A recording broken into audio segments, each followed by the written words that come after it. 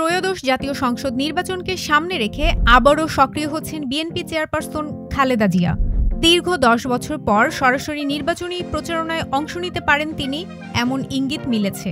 তবে তার নির্বাচনে অংশগ্রহণ ও ভূমিকার বিষয়টি নির্ভর করছে শারীরিক অবস্থার ওপর।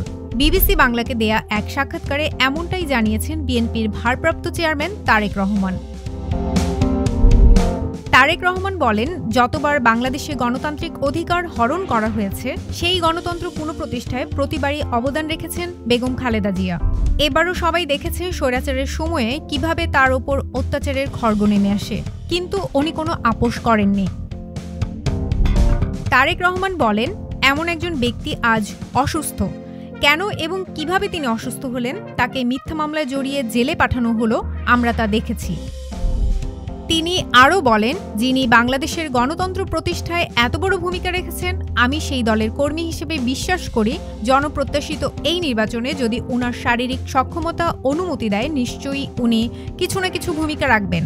বিষয়টি পুরোপুরি নির্ভর করছে তার শারীরিক অবস্থার ওপর। বিএনপির শীর্ষ নেতার এই মন্তব্যে নতুন করে জল্পনা তৈরি হয়েছে। আসন্ন নির্বাচনে কি তাহলে সক্রিয় ভূমিকা নিতে যাচ্ছেন খালেদা জিয়া? উত্তর মিলবে যেন কেবল সময়ের অপেক্ষায়।